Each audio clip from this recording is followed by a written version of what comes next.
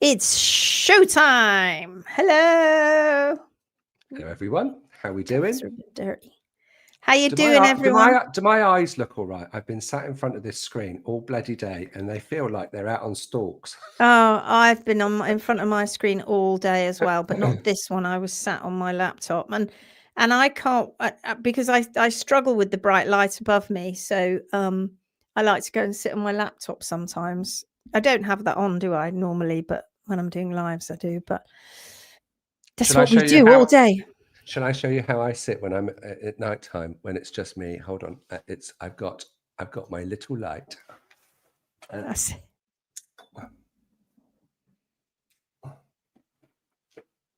Oh, look at that. This is me. This is me. Hold on. Oh, my light's just falling down. That's me. Look. Actually, it's quite nice. Quite like that. All I need is a little light here, actually. Yeah, you don't need a big light. Your face is completely gone. Well, I don't normally look at myself, do I? Not when I'm here on my own. Anyway, hello, everyone. Sorry about us. Sorry, we just... Right then, here we are. Heather's here, top of the shop. Hi, everyone. Glad to make a live. Brilliant. Glad you're here. Hi, Heather.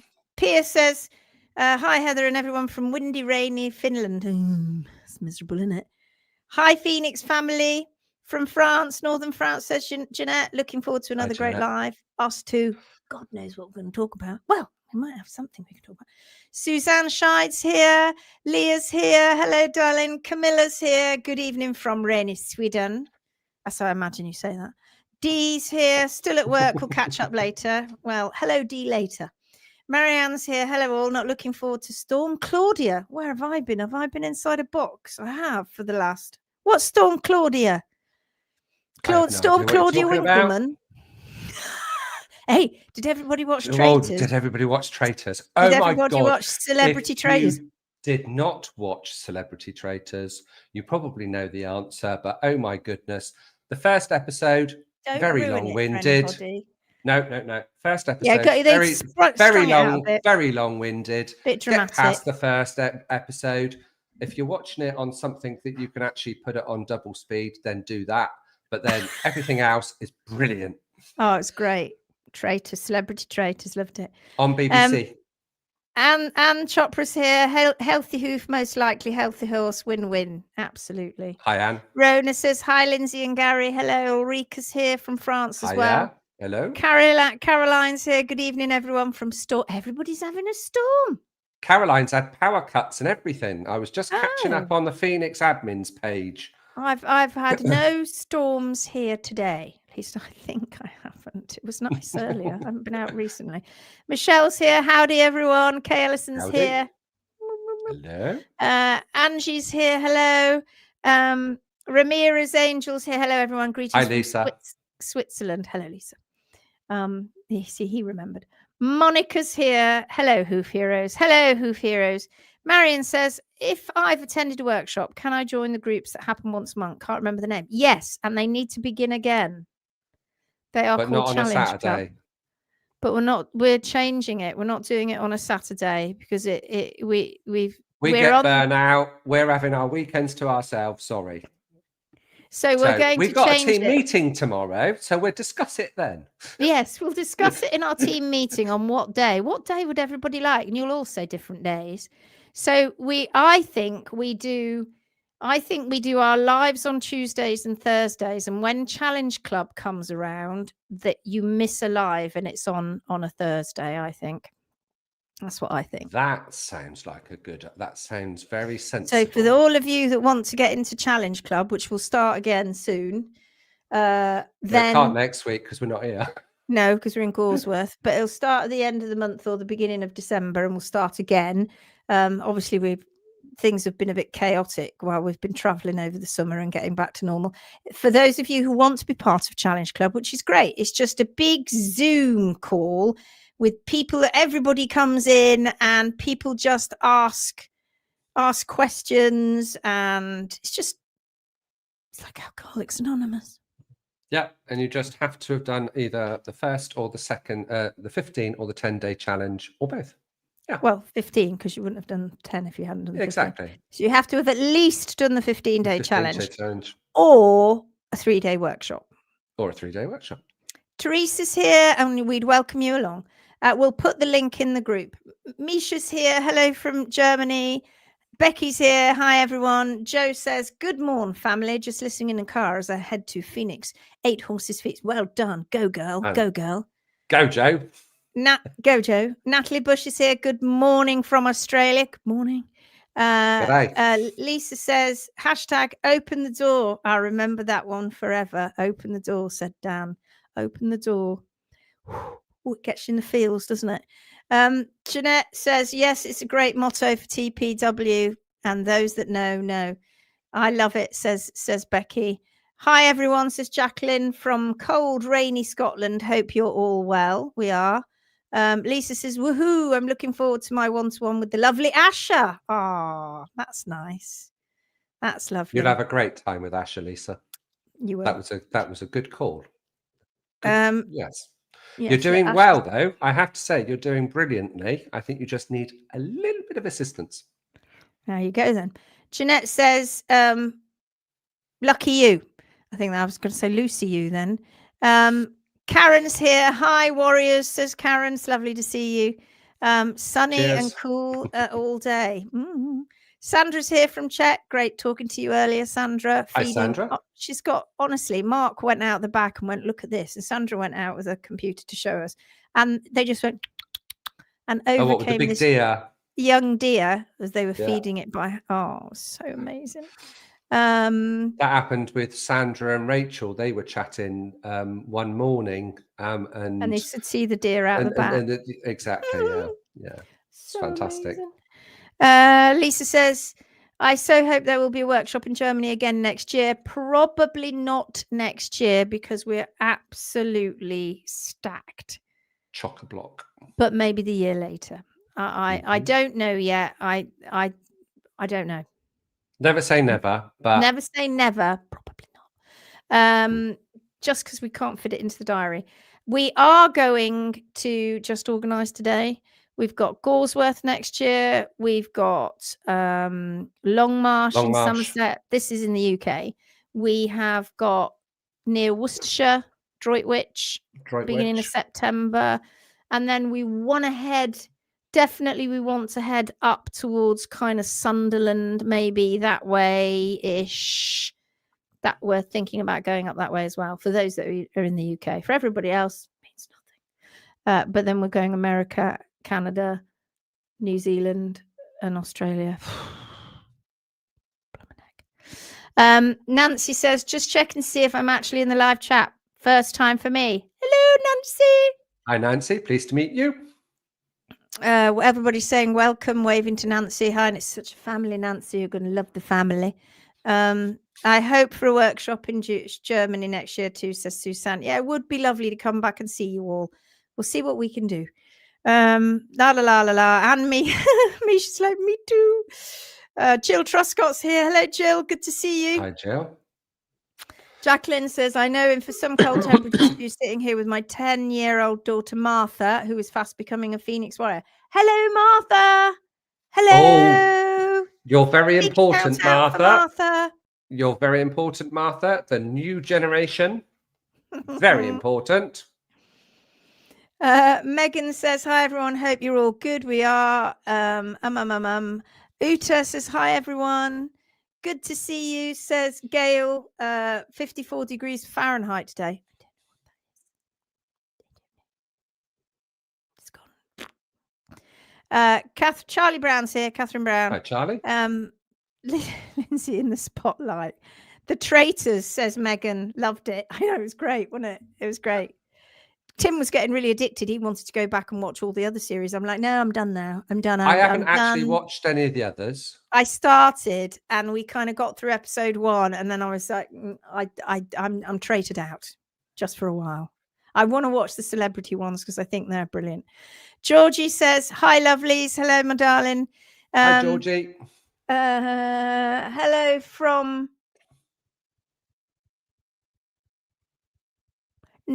North Carolina. It came eventually. Eventually it came. Hello. I bet you were like, North Carolina, Lindsay. Hello from North Carolina, just below the Virginia line. Perfect temperature at 63 degrees. We need more pros in the States. I've blown out my elbow. My horses will suffer more than I. Angie is in Virginia. I don't know how far away from you she is, but she is. Chloe, Elizabeth, hey, feel like I've been seeing you loads this week. I'd love to do an AA meeting with you. That's Chloe from Longmarsh. Vanya's here. Hello, Vanya. Hi, everyone. Jeanette says, would love to do a GTL workshop. Well, it's next year. So if you want to get on, you know who to contact to get on the list, because it be popular. It's going to be popular. Limited spaces. I tell you, it'll be popular. Yeah. Lisa says, well, I'll have to visit my family in the UK then and combine it with a workshop there. Good idea. That's what I say. Well, Sarah's here. Idea. Lisa P says, finally made alive. Liz. Hi, Liz. Wonderful. Hiya. Gail's here. 54 degrees Fahrenheit in Minnesota in November is a bonus. Could have snow. We'll have soon, I suspect. Lovely. Dawn's here. Hi, everyone. Right. Lovely to see you all. And more are coming in. Now, that took 11 minutes. Right. Now, what we're going to talk about.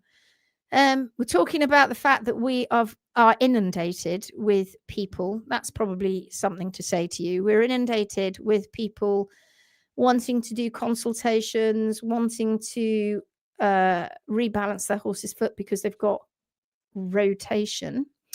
And as you know, rotation is not caused by what they assumed it was caused by, because you remember laminitis research was not looking at the hoof. They forgot to look at the hoof.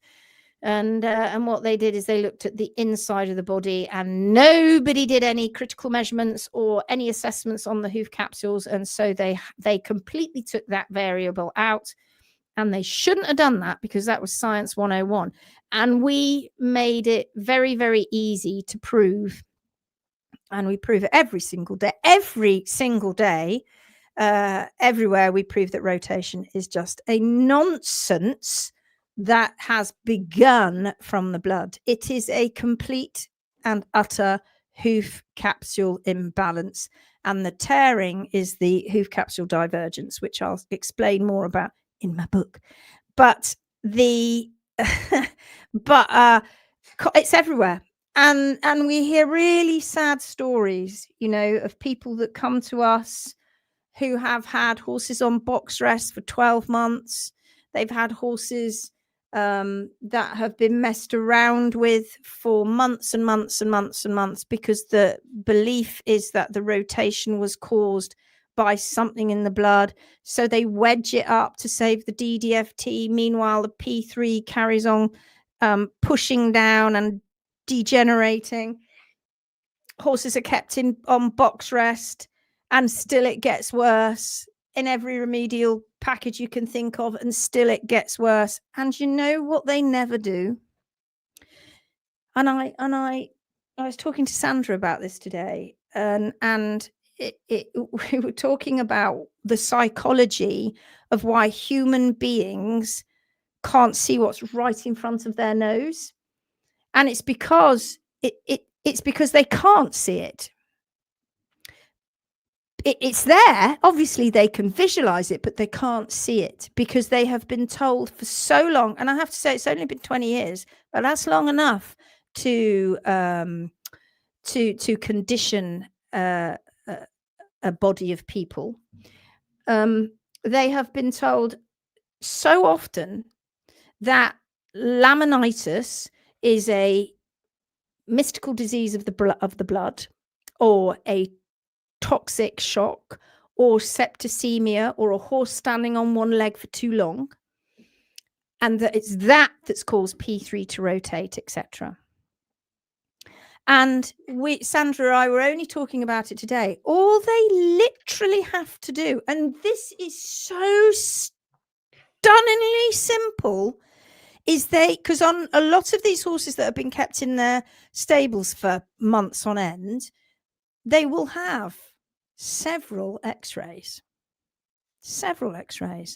And all they have to do is put those x-rays side by side, get a pen, print them off, put them on the wall, get a pen and a little Sharpie pen or a little crayon, and actually draw around the hoof capsule on each x-ray. Now, what do you think they'll find? Do you think they'll find the same hoof capsule with P3 wafting about inside? Or do you think they'll find a manipulated hoof capsule with longer and shorter dorsal walls, with higher and lower palmar angles? That's what they'll find. And if they do some very, very, very, very simple lines on Canva, let's say, they'll find that the palmar process responds to how the heel is. But now this is an interesting thing. Now this is interesting. And I think I actually, it's just popped into my head. It does respond to the heel, right? It does. Okay, so the heel, the heel, right? But if you don't rebalance the capsule and you've got a foot like this with P3 rotated, and you'll think you're lowering the heels and you go like that, what have you just done? Well, one, you could draw around that capsule and find out that the hoof care professional actually did do a trim. But you see, to the vet and the people looking at it, they would then assume that the heel had been lowered, but P3 was still in this awful rotated position because they've not rebalanced it. They've just done a flat trim. Now, today I saw x-rays. I saw x-rays of a horse who sadly I don't think is now going to make it, because the owner sadly has had enough. Not on our books whatsoever. This is just somebody that's come to inquire. Their horse has been on box rest for 12 months with laminitis. Now, the off grass, obviously, because they've been on box rest for 12 months, 12 whole months. 12 whole months. That's a long time. So they've been on box rest for 12 months, and they have lots of x-rays, of which we were part. They showed them to us. They shared these x-rays to us. And the last x-ray is of what looks like P3 about to penetrate through the capsule, because the hoof capsule has been removed right below it, which you can clearly see when you look at the previous x-ray, which was taken only a month ago, where there was plenty of capsule. And if you drew round the capsule, you'll see that you now have a shortened dorsal wall on the one that is supposedly sunk and penetrated. Now, it's really interesting because the third vet that this person had gone through, said that P3 was sinking through the capsule. Now, really interestingly, P3 must be on an elevator, I think. I think P3 doesn't sink. It also rises. And nobody ever talks about when P3 rises in the capsule, because this time last year, that x-ray was, that horse also had near on P3 penetration. And then during the year, they left the foot alone and the foot grew and P3 appeared miraculously to just go whoop, in the capsule. Isn't that crazy? It's amazing. So it went down and then it went up and now it's gone down again. Well, I mean, there's a lot of magic going on here, isn't there? There's a lot of, and absolutely every hoof capsule on all of those x-rays were all different. Some had longer, some had shorter, some had longer, some had shorter. It was just a mess. And the vets, the three vets, didn't even see it. They didn't even see it. They can't see it. And when and another lady I was talking to today, who I was setting up our realignment, which is going to be done in a couple of weeks because she's going away. When we were setting up our realignment of what's going to happen to this horse, she again was told the horse has got laminitis and it's penetrating the sole. And again, the x-rays show that we've got a saying. We made it up today, me, Gary and Bethan. P3 doesn't sink.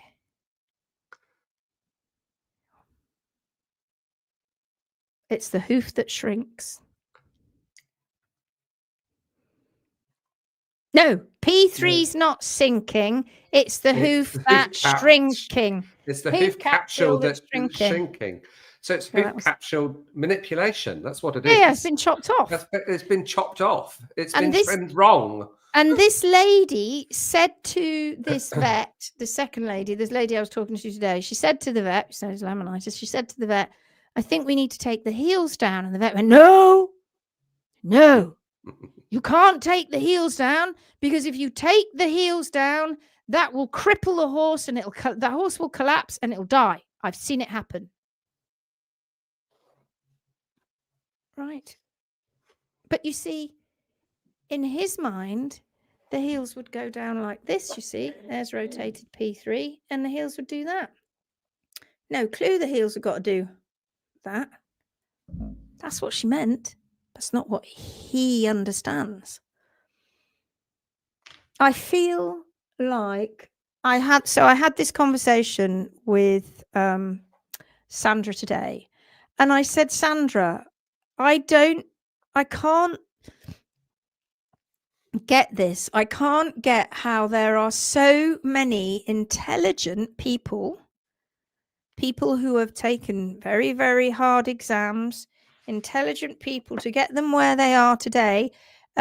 Right, not necessarily in the veterinary world, some in the medical world, not necessarily in that, professors in other areas, other fields that own horses, all of these people that are really intelligent people. And why on earth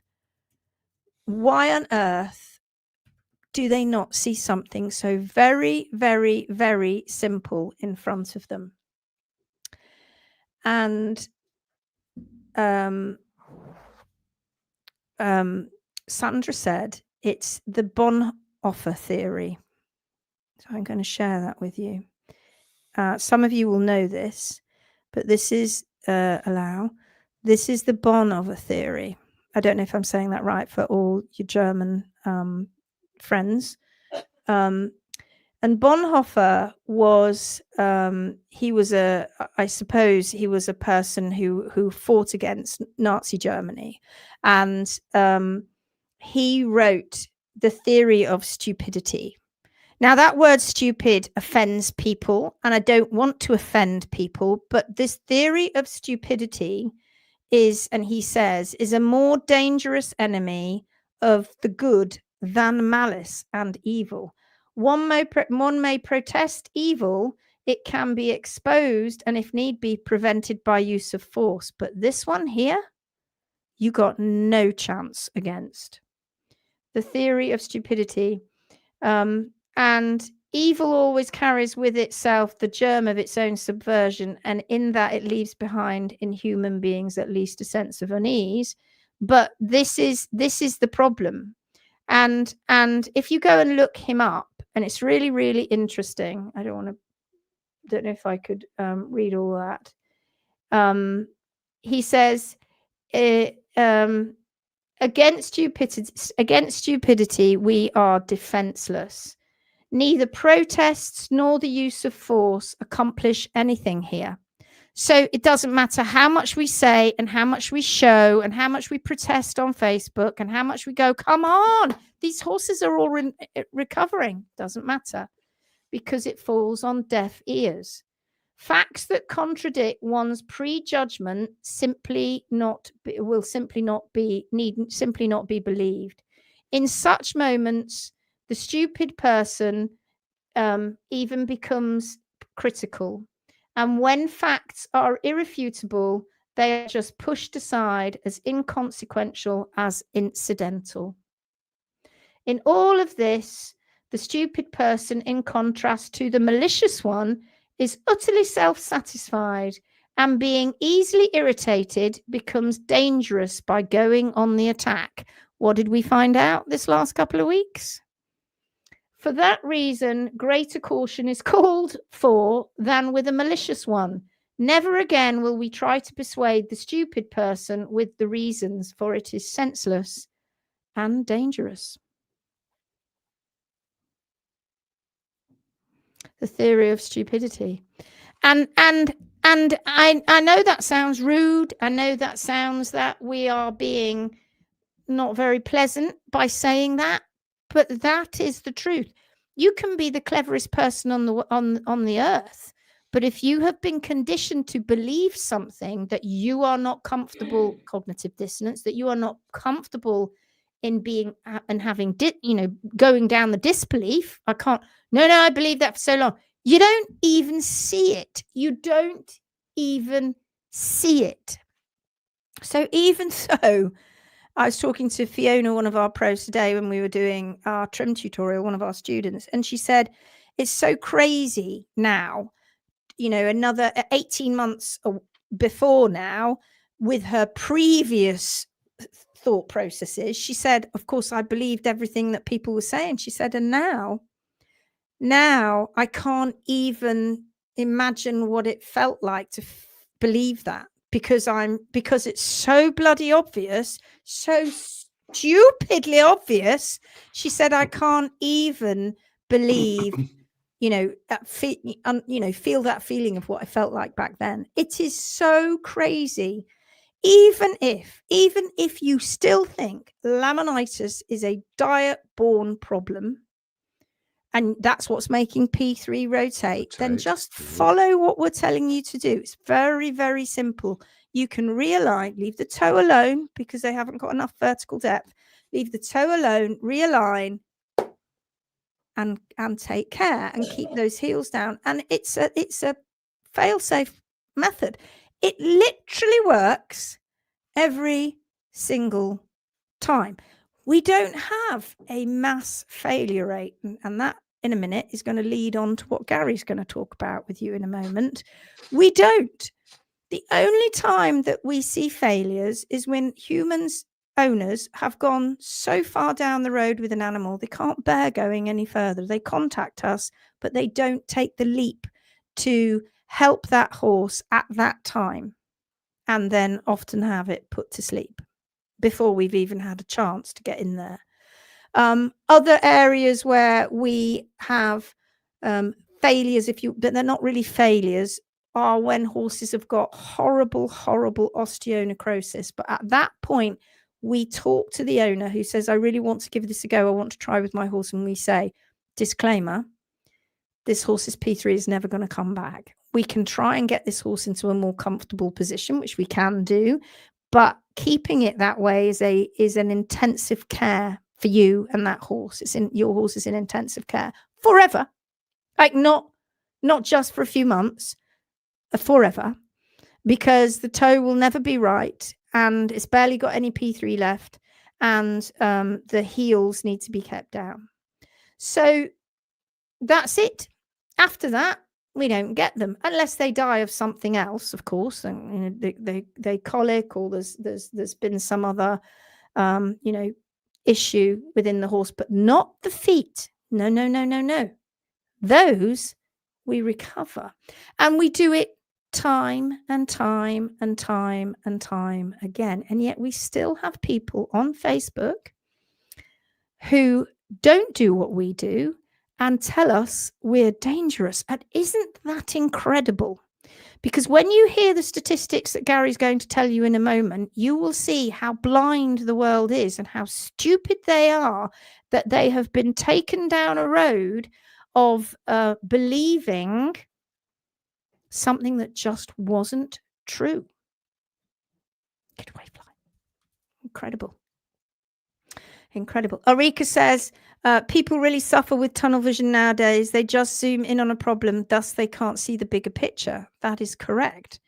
Rona says, the hoof caps is still on the same plane with the flat trim you described. Of course it is, but that's their version of lowering a heel.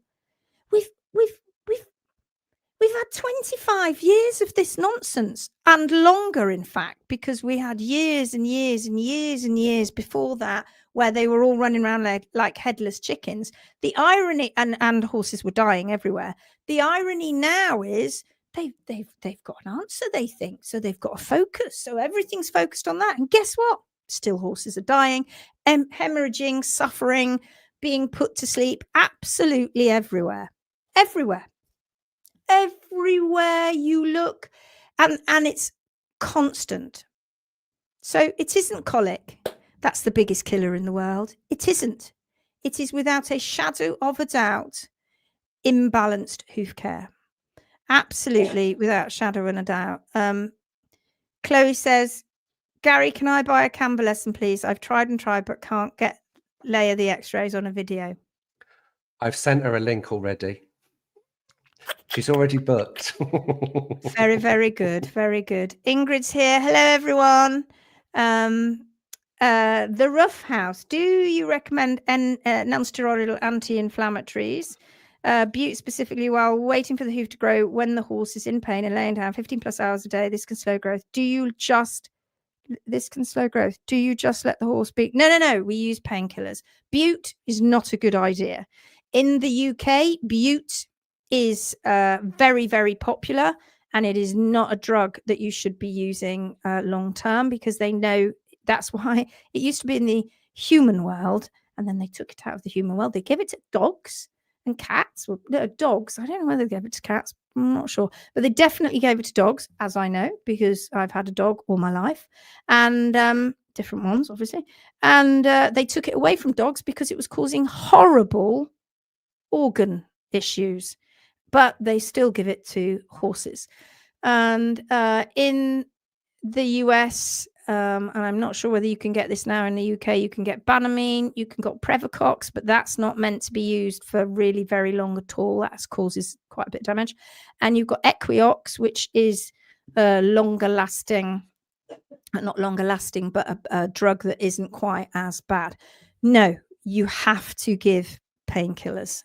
That you cannot expect an animal who is, well, you wouldn't do it to ourselves, you know, that their feet have been scalped or they've been rotated, they're penetrated, whatever it is, they while they are letting their whole system calm down, because we've got this massive stress response from these animals because they can't walk anymore, and animals horses rely heavily on walking. It's their way of escaping. So they're hugely stressed.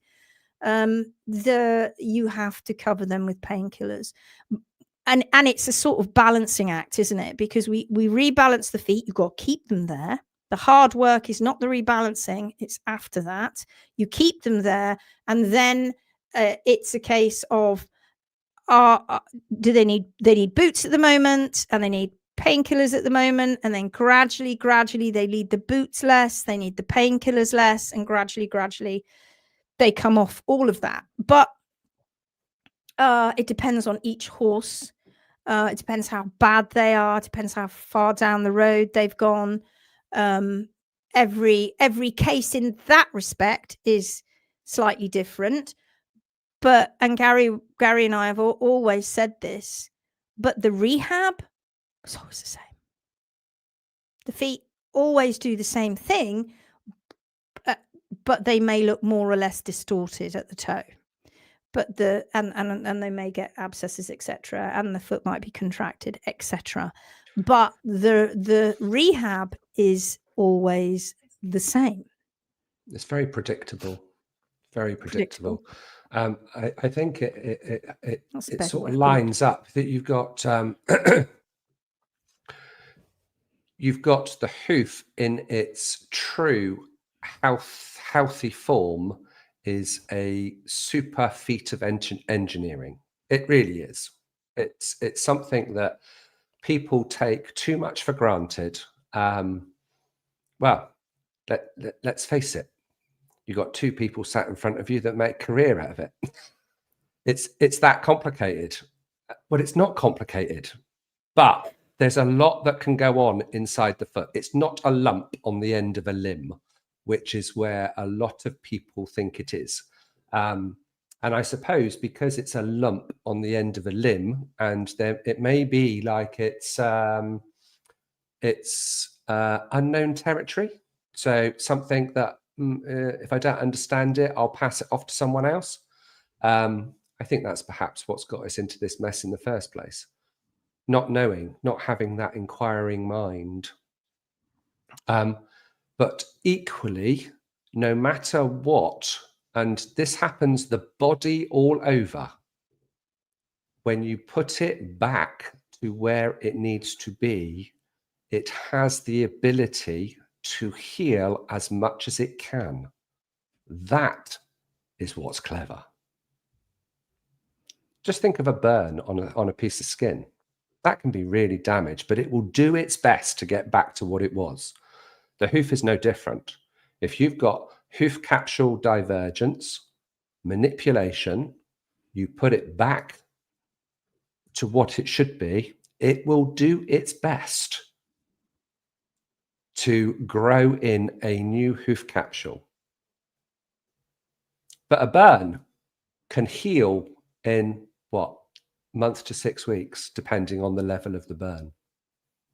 A hoof capsule takes 9 to 12 months to grow out. That's what takes the time, but it's still healing. But in that month to 6 weeks, that horse could be sound on that distorted hoof. The healing has healed enough to take all that pain away. That's the reality.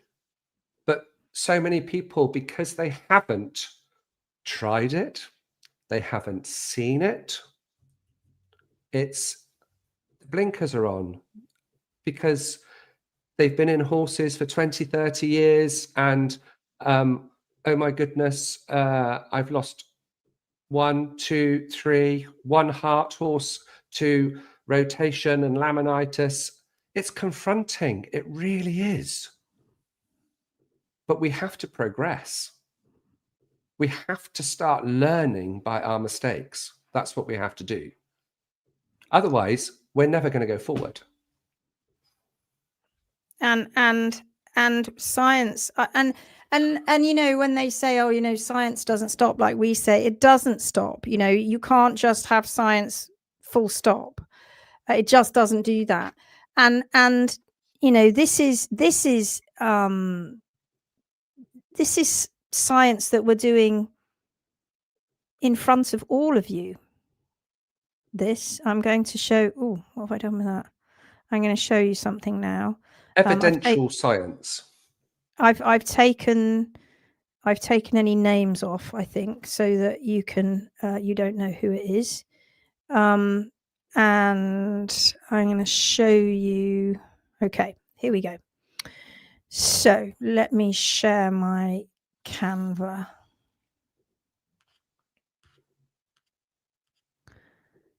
Hold on a minute. Here it comes. Lindsay's sharing her Canva. Oh, look, Chloe, I'm going to do the thing that you want to be able to do. That one. She'll be watching intently. All right, here we go. So, what's going on here? Well, what have we got going on now? If you believe what the great gods of laminitis over the last 25 years have been telling you, what's happening here is we are ignoring the hoof capsule because we don't know how to critically assess the hoof. That's obviously me. I'm going to play the vet now, and we've x-rayed this foot quite a few times actually, and this horse has been kept on restricted movement in a box or in a very small area for quite a long time. And what we have going on here now, when we look at this, and this horse moved slightly when this x-ray was taken, we have got a capsule which is laminitic, have we not? And what's happening is that the hoof wall is now shooting out here. Now, I've got an x-ray that if I've got time, I can show you, that was completely mismarked by a vet. But if I remember, I'll do that. And we've got a P3 in here that has been super damaged, hasn't it? It has lost its tip because it's been in this position for a long period of time. Now, the person wanting to help this horse is a professional, actually a vet themselves, who are with us, helping us, is helping this horse. And this was her first kind of realignment. We all know that this horse is never going to probably return to a completely sound horse at all times, all the time, because unless this hoof capsule is kept on top of, then this horse is always going to, immediately those heels come up, it's always going to have problems. Now, what the great world does when they talk about lowering the heels is they do something like this. They look at a foot like that. You can see this foot's been in shoes at some point. You can see that they're chopping off the toe, and you can see that this is the coronary band. If I put this up here, where's the coronary band? Let's take you down to where the coronary band is. Okay, there it is. That's your coronary band. Now, that's pretty crap, isn't it? It's pretty horizontal, and the reason it's being pushed up here is because the lateral cartilages, which are attached here to the palmar processes, as they rise, they get pushed up because they are connected to the palmar process. They are connected to the coronary band, and then they pop out at the top here. So they've got kind of three areas. Now, the belief is that the DDFT, which runs down here, is pulling P3 through this capsule, because nobody has actually taken the time to understand and assess the hoof capsule and get the fact that, and because it's almost too incredible for them to believe that this has entirely been caused by human error. Entirely. But it's too hard for them to believe that. They want to believe that the separation that has been caused, let's just go down here and let's make that straight again. Here's your coronary groove there. You can see it if you look closely. You can see where this line is here. Is everybody with me still, Gary? Yeah. All good. Where am I?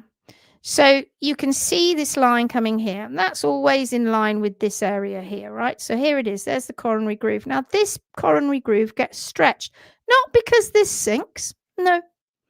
It gets stretched because this is put in this horrible hyperpositive position, rotated, articulated, rather than rotated, around its distal interphalangeal joint and kept there. Now, they can move P1 and P2 a little bit, but they try and lean back, which is what this horse is trying to do, because they're trying desperately to get this P3 into a better position. So if you look at this, you can see there's a line here, a faint line here, and then it disappears, that faint line. That's because that is the hoof wall. And the reason it disappears is because beyond here, that's been rasped away in the fear of lever forces, which Professor Pollitt gave us paranoia about in around about the 2000s, when he said that the hoof capsule was causing tearing, but it was the toe that was doing it. He wasn't correct. The only bit that he was correct about was that it was the hoof capsule, although then in his later experiments, he completely disregarded the hoof. So we've got this horrible stretch here. That is the crippling pain. And no matter what you do, you can never put this back into its normal position while its capsule that surrounds it, its coffin, keeps it fixed. You can't. It's done. It doesn't matter how many drugs you stick down this horse's throat. It doesn't matter how much box rest you give him. It doesn't matter how many clogs, how many casts, how many remedial shoes you put on this horse. It will never get better while the hoof care professional and the vet still believe that this is a metabolic problem. And so what they do is they in order to lower the heels, do this. I've got a box there that I'm bringing with me. That's called a flat trim.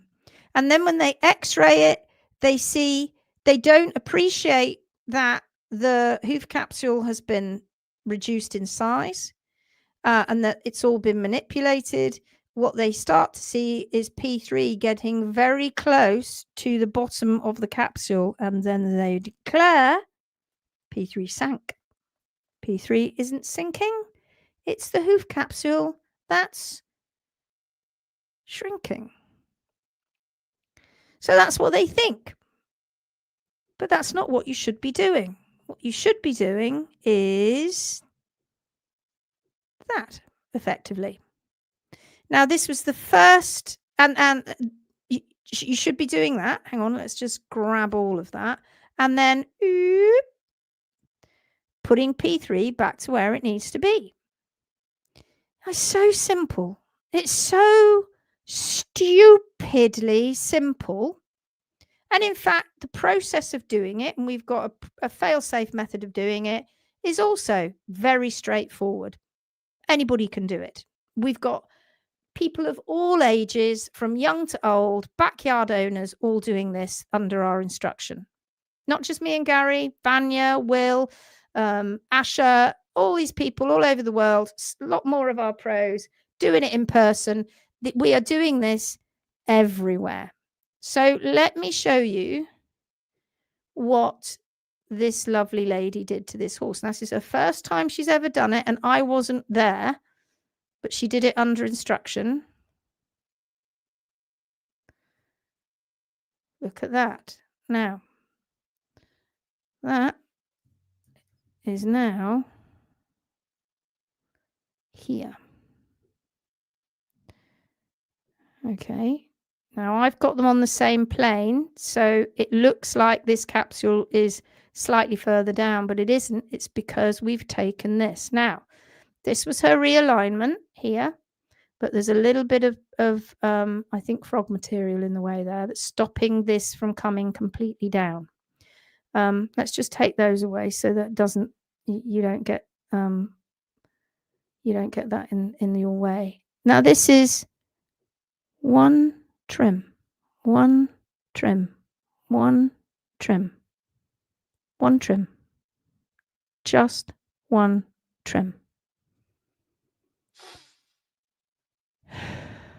Now what happens? Well, now you've realigned the capsule and you've put P3 into a better position. You've taken this off its tip. It needs a little bit more, this hoof capsule. It does need to come down a little bit more. But if you actually take this bit away here, she's actually got it in a really good position. She just needs to sort this frog out at the back.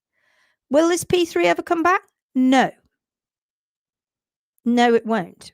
And it's very damaged, but it still has dermis all around it. It still has some sole dermis. That's what Mother Nature is so incredible.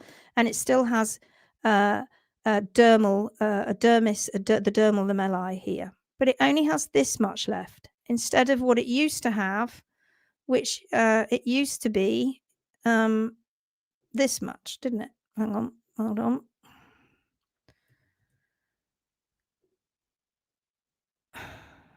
It used to have, and you can see there, oop, there we go. Let's get that little bubby in there. There we are.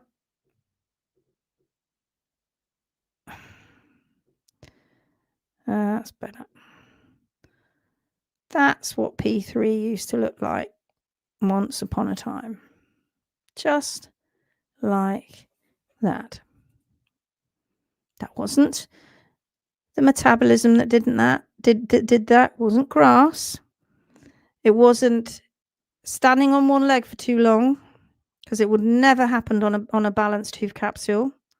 It wasn't because the lamella wedge was eating away, because as you can see, it's gone from below. This was pure and simple P3 being put in the wrong position and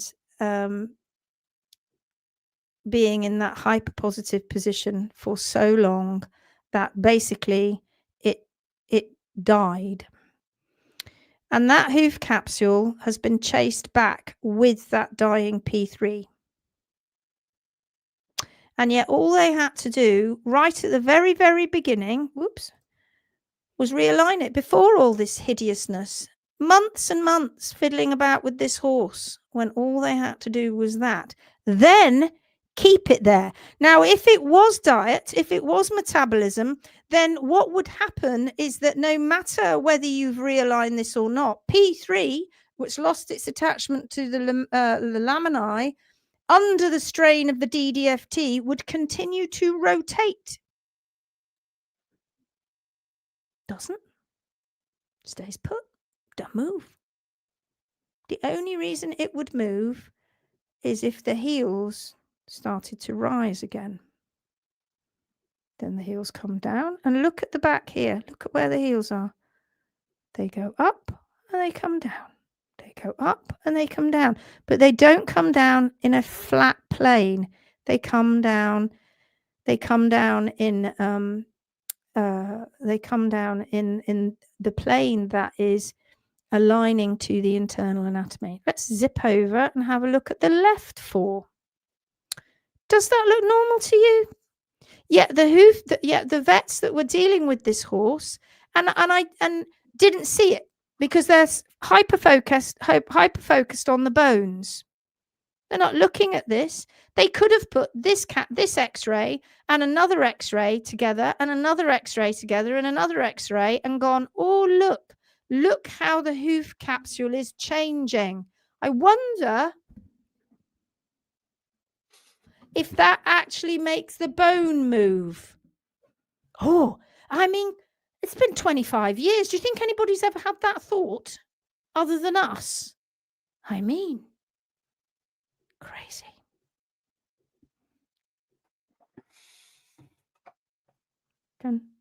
Just one trim.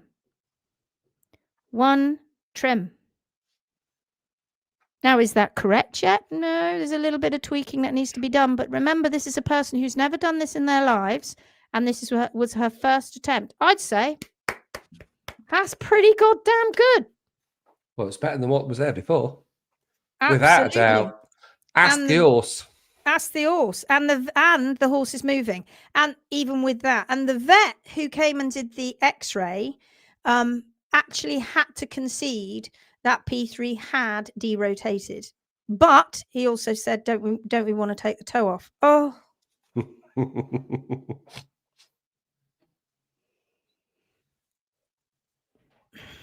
So I did. I don't think this is lined up actually because I was fiddling with it earlier because I was going to put it online. I'm trying to show everybody the hoof capsules, but I don't. That's what we were talking about this morning. Yeah, I haven't got it. So there you go. Look, Chloe, watch this. There you go.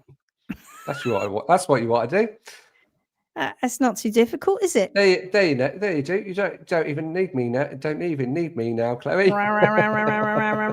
She'll come back and watch this now. Okay, so where are we? I have to set this up a little bit better because it's not quite set up. But oh no.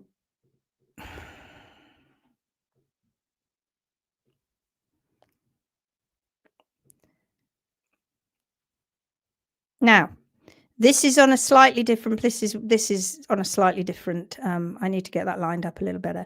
But the point is, the capsule's different, isn't it? Now, I think something happens here where people think that this bone is moving. If I go back to this one, actually, and I realised this because people don't understand what we're saying to them. They think that what's going on here is P3's moving. But it isn't P3. Ignore P3 for a moment and just look at the capsule. Don't look at P3. Don't look at the P3. What's going on with the capsule? It cannot move. It cannot move. It cannot move. I don't know how many times I need to say that. It cannot move. It articulates around the distal interphalangeal joint with its hoof capsule. I don't know how many times I've got to say that. And then for those people out there who still believe, which is what I used to believe, which I know now know is absolute poppycock, that this is being separated by diet, it isn't.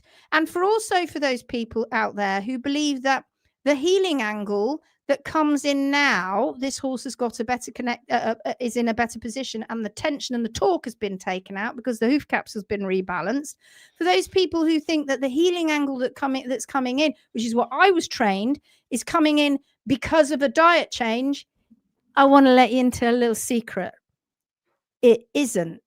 It's because of the different angle of the papillae, and it's as simple as that. You just missed it.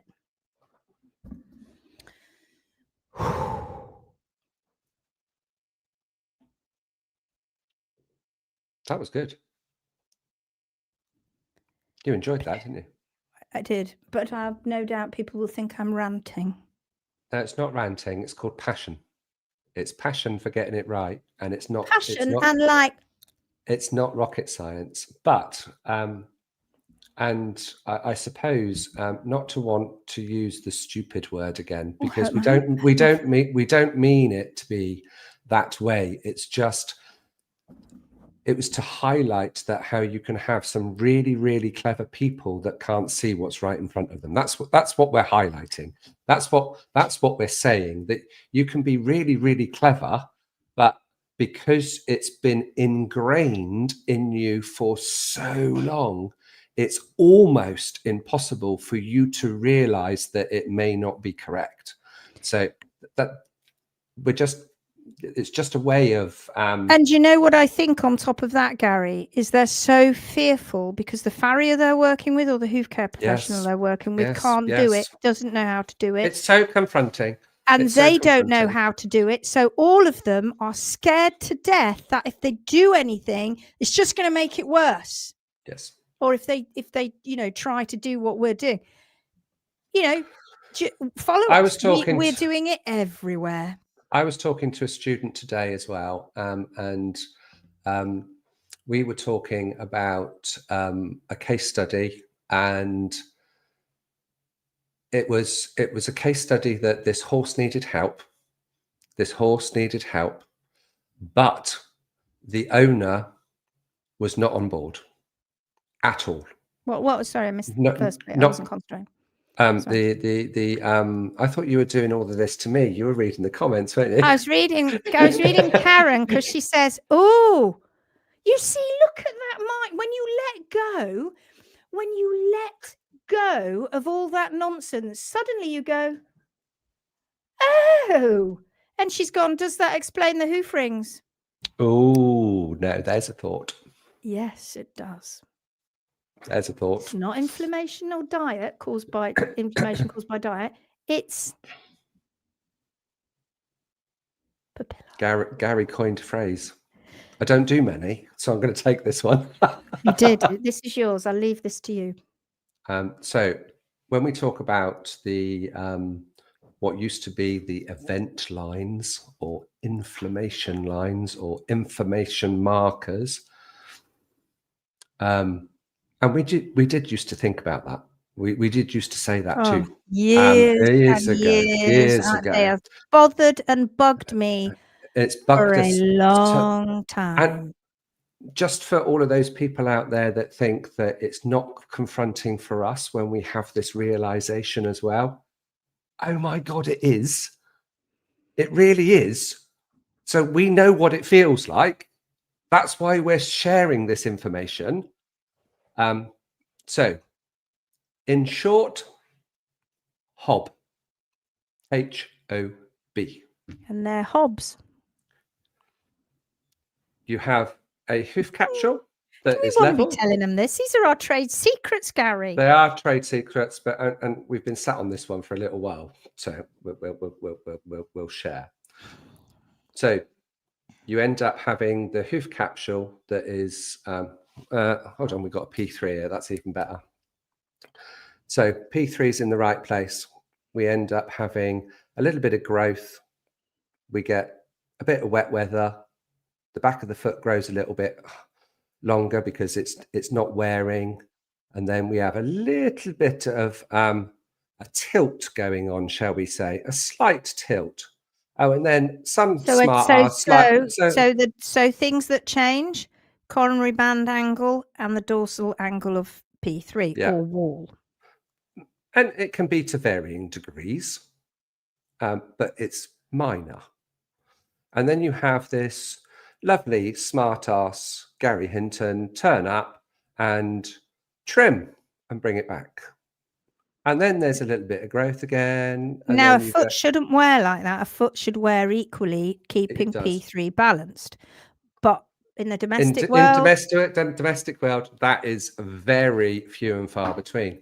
Although when you have people like Garry Hinton trimming your horses, they should remain balanced, and all our pros, they should remain balanced. And guess what happens? Guess what happens when they remain balanced? What happens to the rings, Garry? Oh, they disappear. And no diet change. No diet change. Oh, hold on a minute. Ooh. So what is HOB? History of balance. It's telling a story. It's telling a story. So you could argue, you could say that those rings on the outside of a hoof are just like the rings on the inside of a tree. It's history. History. History. It's history. They are a history of balance. Here's Jeanette. She says, the papillae angle relation to the event lines was a huge light bulb moment for me. Absolutely.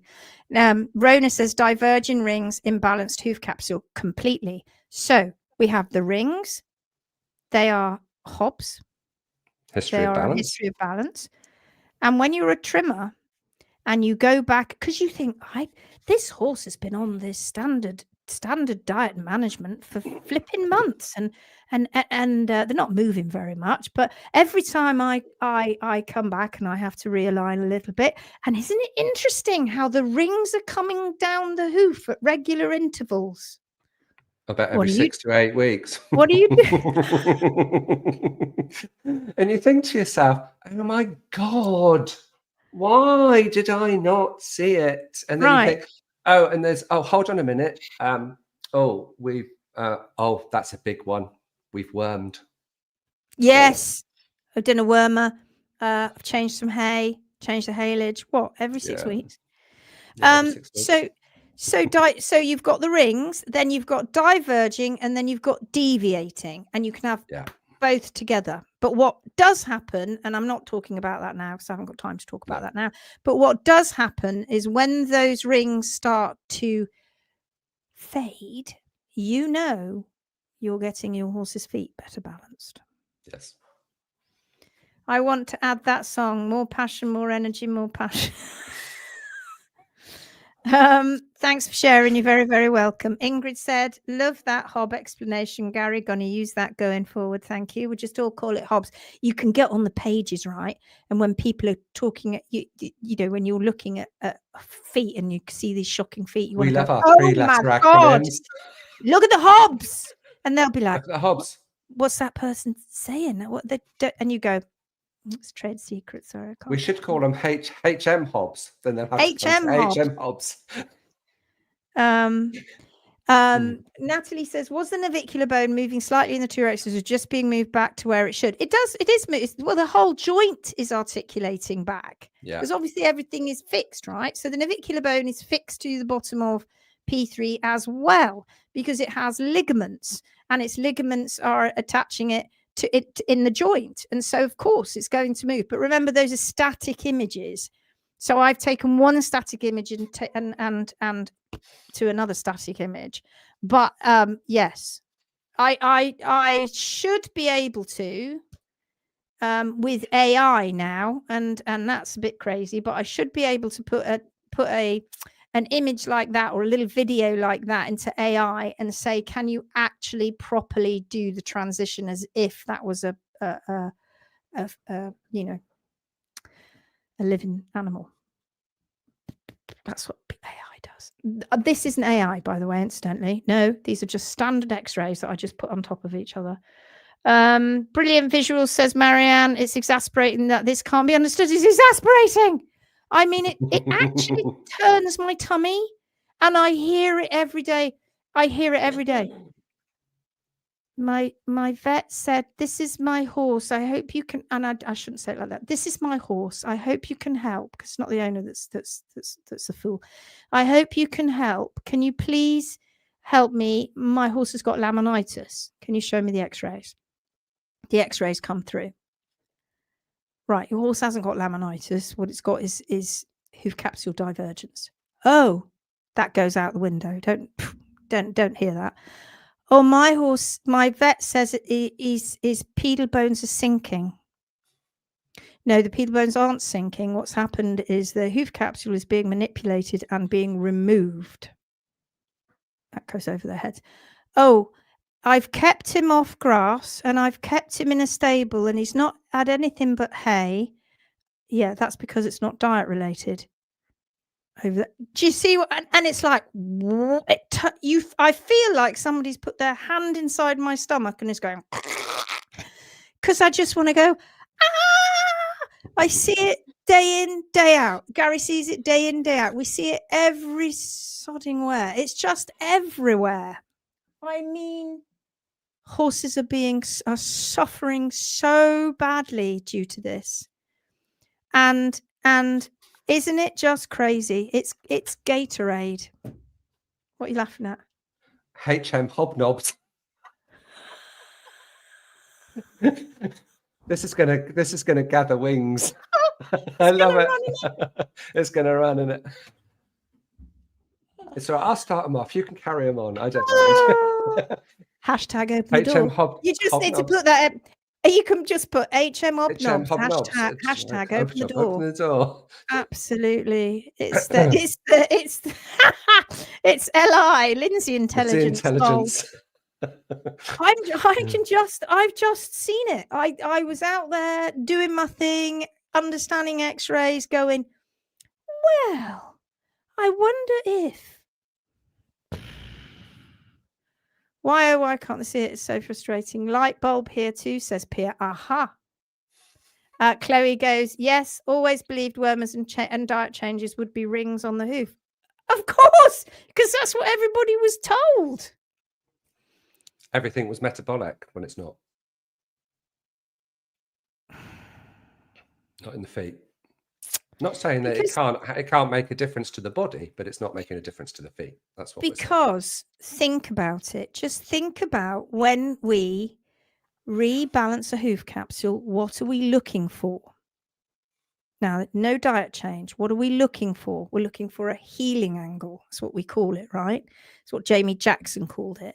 But he said it was all to do with diet. He said he did believe that P3, very similar to us, that P3 was an articulation caused by the hoof capsule, but he couldn't understand, as indeed why I used to puzzle over it, why we used to get tearing. So his explanation was, it's a diet that's doing that.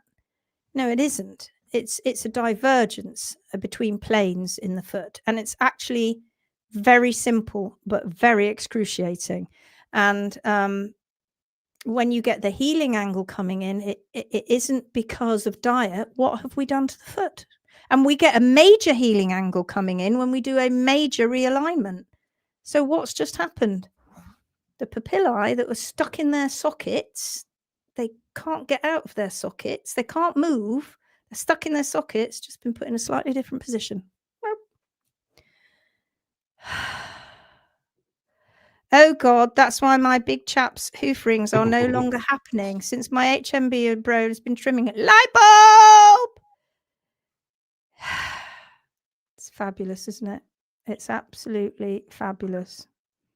I'm just trying to see if there are any more. It's just another tick in the box, isn't it? We've and isn't it interesting that a lot of you that are on the call tonight have been with us for quite some time. So when we talk about things like the history of balance and all of that, it's just another clarification of what we've been teaching is there.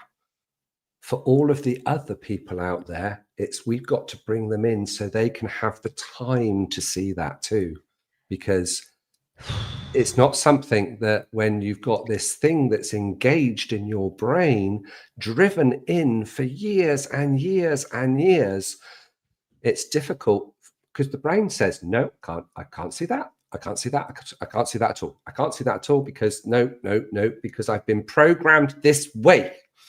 I've been programmed this way, and this is the way that I've been taught, and this is the way that it is. But you've got step out of the box. Put your little toe outside of the box. Test it. Then put your next toe outside the box. Yeah, that's the human brain is a shit. It really is. The human brain is a shit.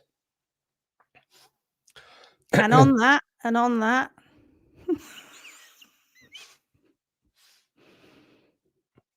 Why can't they just let it go? I don't know if you'll be able to. I don't know if you'll be able to hear this. Let it go, let it go. Can't hold it back anymore. Can you hear it? Let it Yeah. go, let it go. Turn away and slam the door. Or open it. I don't care what they're going to say. Let the storm rage on. The cold never bothered me anyway.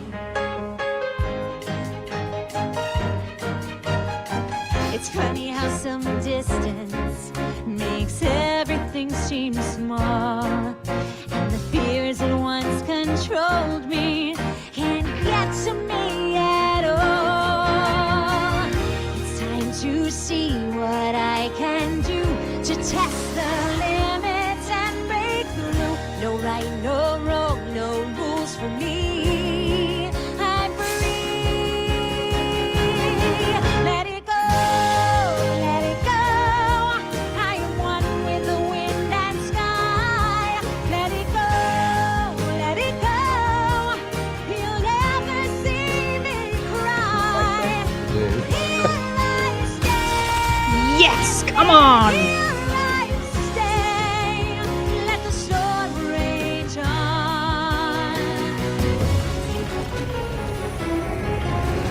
That's HM growing. That's the Phoenix Warriors. The word flurries through the air into the ground. And we'll stop it there. Ah, let it go. There you go. See, that's our song. So shall I That's drop my our song for them. bombshell? Shall I drop the bombshell? Because Yeah, do it quickly. Yeah, let's gonna do do this. it Tell quickly him, because tell him, we've got- Gary. Okay, so I'm going to drop a bombshell. Now, if anybody's watching this on YouTube, they probably might not have got to this bit at the end. Okay, so I've had a little project going on in the background where under the Freedom of Information Act, and it's been something that I've been wanting to do for probably a couple of years, and basically contacted a number of equine establishments, significant equine establishments, all over the world. And the Freedom of Information Act is very different in each country. So the email and the letter and the correspondence all has to be different. And I've had some responses back. Okay. What I asked for, I'm sure you can probably gather, is how many horses within your sphere of speciality have been diagnosed with laminitis, P3 rotation in particular, and euthanized, or they died or euthanized. And I have to say, everybody at the moment has come back and said that because it would cost so much money to go out and get that data, it is impossible to gather because it would cost too much money. Now, depending on which country you are in, depends on how many man hours that would cost for somebody to go out and get that information, which I'm not surprised, I have to say, but That's poor data keeping. severely That's just poor data keeping. disappointing. You should be able to put your finger on it. That's just really poor data keeping, isn't it? And also, it's in actual fact one of the emails, and I'm not going to tell you, I'm not going to go into specifics right now. I might do later on when I've got more information. So this is just a beginning. It's a teaser, so to speak. One country that is basically overseeing the whole country's vets said that we would have to see all of the images, the data, and all of that for themselves to confirm. Now, that to me, the way that that was worded, I thought, I'm sorry? You have equine professionals out there that are diagnosing that you would have to check their information to see if that data was correct. That didn't sit well with me. Perhaps the email was just worded badly.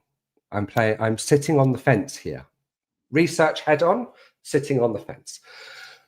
But what I did have, and this came in today, so this is hot off the press, okay? So this is a university in the British Isles. I think you can say what the university is, can't you? Well, it's Edinburgh University, so the Royal Dick University Hospital. And they said, we can only give you the information for horses that have either been put to sleep, euthanized, or died whilst they were at the university. For any horse that has been into the university for care and then discharged, there is no information. Okay, so this is only. Well, they do have the information, but they're doing it on. The data wasn't available to them not because as keeping soon it, as they're they're discharged, that data that it's gone. That horse is gone. So, in electronic records have only been kept by them for this particular set of data for 7 years. And in that 7 years, 7 years, and horses have been suffering from this for forever. yes. So in Last 7 year. years, all of the horses that have died of supposed laminitis, of which P3 rotation was deemed a significant cause. Inflamed lamini, yes. Cause, no. Symptom, yes.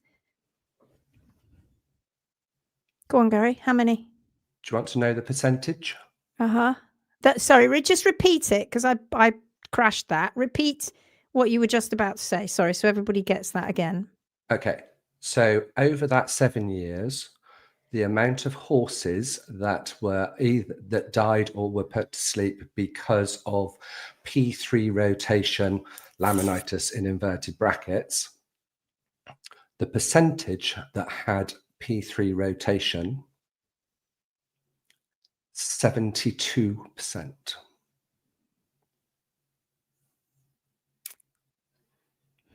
This has got to stop. This has got to stop. My request for information is going to be going around I've got countries and I'm doing translations and all of that. I'm trying to get this information from across the board. And I think it's going to be pretty similar everywhere if there is any information at all. But 72%. And I actually think if we actually go out into the real world, I think it's going to be higher. Oh, it's far higher than that. It's far higher than that. But even with the small amount of data that has been provided so far, 72. Do you think Hoofing Marvellous and us doing what we're doing and going out there and saying what we're saying, if we had a failure rate of 72%, do you think we'd still have a business? Oh my God. Well, I wouldn't want to be in that business because no. the statistics doesn't look good, does it? I don't look good, does it? And that's, yeah, 72% of devastated owners watching their horses suffer. And Yeah. that's the people that sent them to the hospital, the Royal Dick Hospital, not the ones that are out in the field that never make it there. Nope. Or the ones that were discharged. And you'll never be able to dig deeper and find out what drugs they were put on the blood, because they won't. But that's what needs to be done. People need to trawl through these records and see the devastation of what's going on, but it's hidden. It's hidden. I mean, I applaud the Royal Dick for sending that information through to you under the Freedom of Information Act, but I fear that figure is somewhat skewed and lower than it should be, because we've also got to rely on what people think is rotated, what they're diagnosing as laminitis. It's a shocking travesty, and there are people out there presenting, going on stage, doing these kind of podcasts that are all out there going, no, it's like with zombies. No, P3 sinks. It sinks. It definitely sinks. And you know that because you've seen it in a hoof capsule that you cannot assess, that you do not know how to assess. Have you actually seen the reverse of that? The elevator P3, I'm going to call it.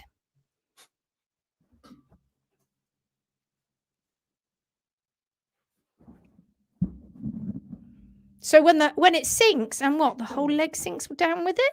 What happens when it rises again? Come on. Please, look how stupid you sound. And you know something, and you know something else, which is really sad. Because so many people have pinned their flag to the mast and hate us because they've said it big, bold, and loud all over the internet, to their friends, to anybody that listen, to their groups, that they can't actually roll back now. So they double down on something that it isn't true. Nope. So they double down and they make it worse. And then they say we're dangerous when we're saving horses. A hospital, one of the best hospitals in the UK, veterinary hospitals in the UK, have a 72% failure rate.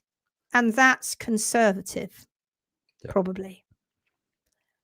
We are not dangerous. We are saving horses because you're looking at it the wrong way. Stop it, because more will die, and it won't be on our hands. It won't be on our hands. Bethan's been going since at least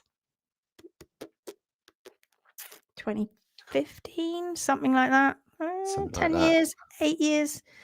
And in the last 3 years, when I've been sort of involved with Bethan more, I've known Bethan for a long time, but where we've been gradually building up our research, if you like, starting from scratch, not actually knowing which way we're going. Are we going to x-ray? What are we going to do? Start measuring. And now we've got an absolutely fantastic method of data collection and what we're doing, and we're researching, we're taking photographs, we're doing all of this now. Not one horse with that came in with rotation has died for that, because of that. So that's 100% success rate. I know, but I know. Go along and ask him some questions. Go along. Although, from what I've heard, don't like questions. Don't like questions, can't answer. The other 28s were probably sent home and died so close to 100. That's all of their cases put to sleep. Potentially, I mean, we don't know that. But what were those 28%, you know, as you say, once they've gone home, what they don't know, because they said basically they go home and then we don't know. What did they go home in? What packages on their feet? Did they think that did they recover from rotation? No, what will have happened is that they feel that the horses are sound enough to go home. It's a mess. It's a Well, mess. then you've got the rest of the correlation with the word bloody laminitis. You could have had a horse that came in with major metabolic issues and there was nothing wrong with the feet at all, and then they've been sent home and they've been absolutely fine. The problem is the word laminitis, but I was specifically asking about P3 rotation. But the problem is that that they've lost the ability to triage because Yes. they can't, because they don't know. We need specific diagnosis now. Right. Yeah, but if you don't know, if you can't assess because you're not going to get a rotated P3 in a balanced hoof caps, it just doesn't happen, everyone. No, it doesn't. It's impossible. It's impossible. You if they could just assess the hoof capsule when it comes in, when they x-ray and they go, oh, that's exactly what I thought it was going to look like, because they're going to straighten the heels and he's been chopping a toe off. And if you look at the ratios, they're like practically parity between heel and toe. I knew what I was going to see. Well, all you have to do is and the really sad thing is that once you've rebalanced that hoof capsule, in order for that horse to recover, they need intensive care in terms of the hoof capsule. You need to keep on top of it. Are the vets going to keep coming every week to do that? Are they going to say that they have to employ a farrier to do that? Is a farrier going to keep coming every week? If only everybody realized that this was a human error to start with, this would all go away. It would literally melt away. Yeah. We wouldn't have to have horse owners doing backyard trims and doing an awesome job, because the professionals are just not on board. No. Or a lot of them aren't. If we ended up having a proper balanced hoof capsule from all walks of life, within a year, all of this rotation stuff would just disappear. But will it happen? God, no. It's going to probably take 10 or 20 years. Because we've got to train people. Yes, and Caroline says add navicular and osteonecrosis and the others, of course. Navicular, ring bone, side bone, any arthritic changes, tendons that are being bust up the leg and in the foot, neck problems, back problems, hip problems, stifle problems, arthritic hocks. I mean, you name it, pretty much all of it, when you look at the horse's feet, are directly related to the fact that the feet have over the years been up, down, up, down, up, down, up, down, off, up, off, up, off, up. Poor horses, poor horses. And they wonder why some horses are very, very difficult to sometimes trim. I tell you, we don't have any problems. We may come across a difficult horse that's going, you're not touching my feet, because of horrors that it's gone through. And then over time, they're just like, yeah, whatever, pick my foot up. I don't care, because I know you're not going to harm me. Chloe says, we've got trimming day at mine tomorrow. My trimming day now consists of videos, measurements and critical photos to add all this data to the sheet so we can do some good for the horse world. Yes. It's never happened before. Nobody's ever done this. This is exciting. Nobody has ever done this before. Never on this scale. Everybody's got away with it. Everybody. Data talks. Data is king. Chloe says, I think vets need to know how to see balance better. It would solve a lot of issues. The vet that was dealing with that horse that you saw earlier, she came on the x-rays, yeah. She came on my work. She came on the workshop and learnt and had cadaver feet and worked really hard to understand what she was doing, and then went away and achieved that. Kudos to her. She let it go. Let it go. The data from Edinburgh hasn't even been running as long as I have. I've been doing my thing since 2014. Oh, and yet the Royal Dick have been around for a long time. That Oh my goodness, the amount of money they get as well. Oh my God, they've got a turnover of something like 1.4 billion. It actually came back in the letter. Yeah, it's a lot of money. and guess what's at the top of that? If you looked at the percentage of what that billions is 1.4 billion is made out of, I guarantee, because I know this without a shadow of a doubt. The research. It's all research. Well, yes, but what's at the ground of it, the pathology that is the one thing they struggle with, and that's lameness. Yeah. And the lameness, and the people that are at the coal face, rock face of the hoof care are always overlooked. They're watering their plants with Gatorade.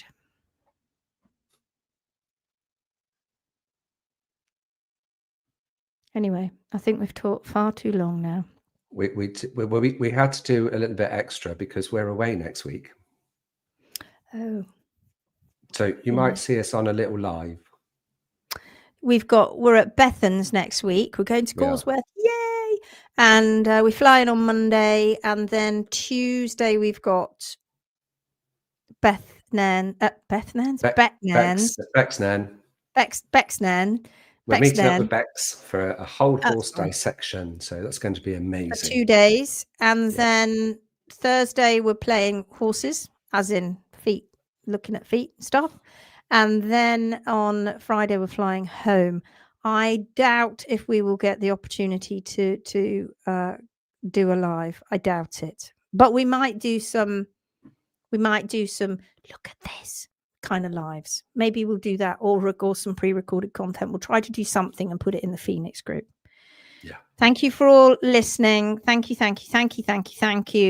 Another great session. I love these sessions. Well done, guys. And you've stuck with us all the way. I've been watching how many people have been watching, and you've been doing super, super well. And sorry if I get a little bit passionate.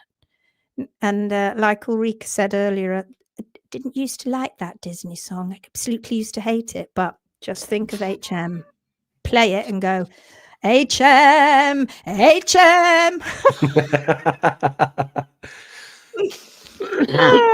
All right, then, my darlings. Have a great # weekend. open the door. Bye. All the best. Keep Phoenix warrioring.